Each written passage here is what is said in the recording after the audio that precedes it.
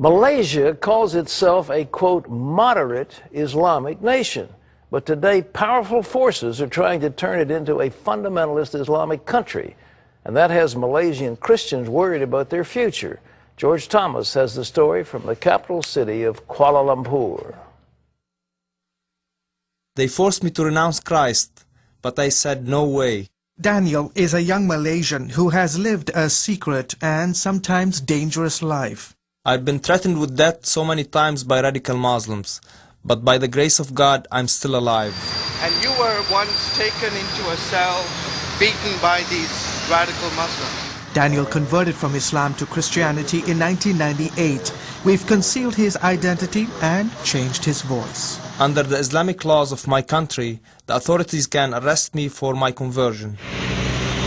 Malaysians attempting to leave Islam has become one of the most controversial issues in this country. The debate erupted last year when Malaysia's highest court rejected a Muslim convert's battle to be legally recognized as a Christian. Was the Lina Joy case a turning point in this whole crisis in your country? Yeah, it was a turning point in the wrong direction. Malik Imtaz Sarwar, a well-known human rights lawyer and a Muslim, presented a brief in support of Ms. Lina Joy's conversion case. It crystallized a legal basis to implement the kind of measures that we say are undermining of the entire societal framework of this country. Lina Joy was a bad decision, a very, very bad decision. A decision that forced Lina Joy to flee the country. Meanwhile, Sarwar's support for Joy made him a wanted man. Posters carrying his picture circulated calling for his death. He's been branded an Islamic traitor because he believes that Malaysians should be free to choose their religion. The freedom is to profess. And once one professes, and this is even in the Quran, it is for that person and God after that. Malay Muslims make up 60% of the population. The rest are mostly Christians, Hindus and Buddhists. The Malaysian constitution guarantees freedom of religion, but today non-Muslims fear those freedoms are being curtailed by powerful forces who want to turn Malaysia into an Islamic state. The extreme fundamentalists tend to believe that the laws of Malaysia must be Sharia compliance. Wong Kim Kong is the head of the National Evangelical Christian Fellowship. He says there's been a subtle and gradual encroachment by extreme fundamentalists in the affairs and rights of Christians. A case in point, the Malaysian government recently announced that certain Arabic words such as Allah cannot be used by non-Muslims. They argue that Allah, which means God in the Malay language, refers to the Muslim God and can only be used by Muslims. The Islamic Authority failed to recognize that the word Allah predates Islam. You know, this word existed way before Islamic religion came into existence. At the center of this controversy is the Herald, a Christian newspaper that's been warned repeatedly that its permit may be revoked if it refuses to drop the use of Allah in its Malay language section. Is this case an affront to religious freedom in Malaysia? Definitely.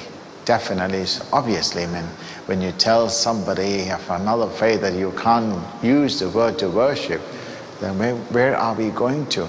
Is there another word that we can use which is in the language for God? There is none. The Herald has filed a lawsuit against the government on grounds that the ban is unconstitutional and against freedom of religion. Meanwhile, violations against the Christian community continue.